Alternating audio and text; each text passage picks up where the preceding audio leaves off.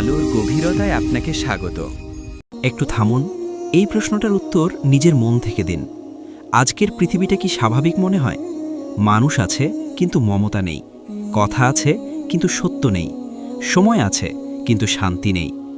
আজ যে ঘটনাগুলো আমরা নিউজ বলে শুনছি, একদিন সেগুলো কল্পনাও করা যেত না। তাহলে প্রশ্ন হলো, এগুলো কি হঠাৎ তৈরি হয়েছে, নাকি 1400 বছর আগে রাসূল সাল্লাল্লাহু আলাইহি ওয়াসাল্লাম আমাদের ঠিক এই সময়টার কথাই বলে গিয়েছিলেন?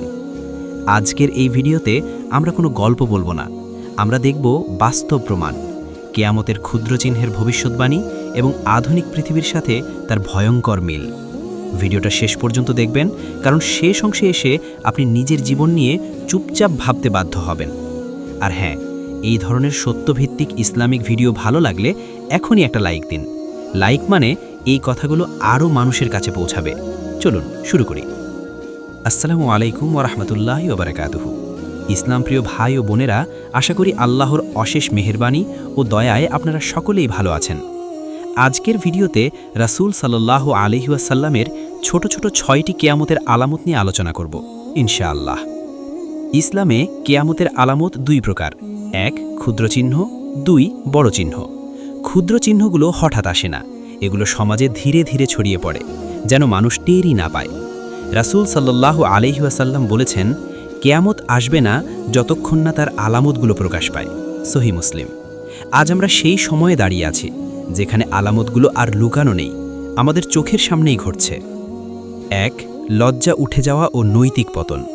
রাসূল সাল্লাল্লাহু আলাইহি ওয়াসাল্লাম বলেছেন, যখন মানুষের মধ্যে লজ্জা থাকবে না, তখন সে যা ইচ্ছা তাই করবে। আজকের সমাজে দেখুন, অশ্লীলতা এখন বিনোদন, হারাম সম্পর্ক এখন স্বাধীনতা, লজ্জা এখন সেকেলে বিষয়। যেটা একসময় গুনাহ ছিল, আজ সেটাই ট্রেন্ড। ভাই ও বোনেরা, এটা কাকতাল নয়, এটাই কিয়ামতের ক্ষুদ্র চিহ্ন। 2 মিথ্যার যুগ। রাসূল সাল্লাল্লাহু আলাইহি ওয়াসাল্লাম ভবিষ্যৎবাণী করে বলেছেন, শেষ সময়ে মিথ্যাবাদীরা সত্যবাদী হবে, আর সত্যবাদীরা মিথ্যাবাদী বলে গণ্য হবে। আজ ফেক নিউজ ভাইরাল, সত্য চাপা পড়ে যায় আর মিথ্যা বক্তা জনপ্রিয় হয়। আপনি যদি এখনও ভিডিওটা দেখছেন, তাহলে বুঝবেন এই কথাগুলো আপনার আশপাশের বাস্তবতার সাথেই মিলে যাচ্ছে, না মিলছে না।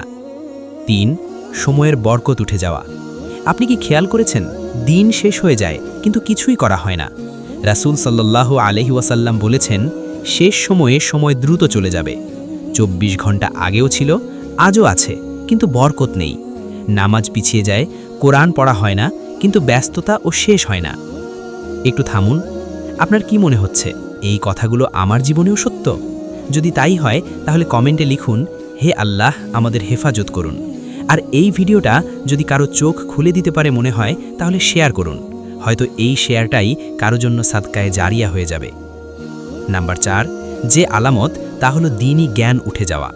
রাসূল সাল্লাল্লাহু আলাইহি ওয়াসাল্লাম বলেছেন, আল্লাহ তাআলা জ্ঞান উঠিয়ে নেবেন আলেমদের উঠিয়ে নেওয়ার মাধ্যমে। আজ প্রকৃত আলেম কমে যাচ্ছে, নিজের মন মতো কথা বলা মানুষ বেড়ে যাচ্ছে। মানুষ কোরআন হাদিসের চেয়ে নিজের যুক্তিকে বেশি গুরুত্ব দেয়। এটাই সেই বিপজ্জনক সময়। 5 নম্বর আলামত হলো হত্যা, অশান্তি ও রক্তপাত। রাসূল সাল্লাল্লাহু আলাইহি ওয়াসাল্লাম বলেছেন, শেষ সময়ে হত্যা বেড়ে যাবে, হত্যাকারী জানবে না কেন হত্যা করছে। আজ যুদ্ধ, খুন, সন্ত্রাস সবই নর্মাল খবর। মানুষ মরছে, কিন্তু আমরা স্ক্রল করছি। 6 আধুনিক প্রযুক্তি ও ফিতনা।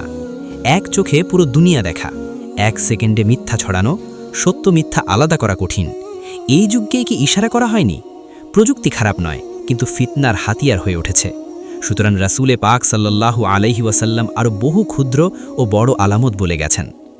প্রিয় দ্বীনি ভাই ও বোনেরা, আজকের পৃথিবী আমাদের সতর্ক করছে, কিন্তু আমরা শুনছি না।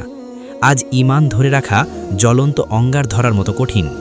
এই ভিডিওর উদ্দেশ্য ভয় দেখানো নয়, নিজেকে বাঁচানোর রাস্তা দেখানো।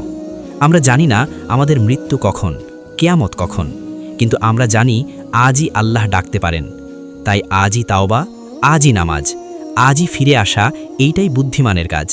আল্লাহ যেন আমাদের সবাইকে শেষ সময়ের ফিতনা থেকে রক্ষা করেন, ঈমানের উপর মৃত্যু দান করেন। আমিন।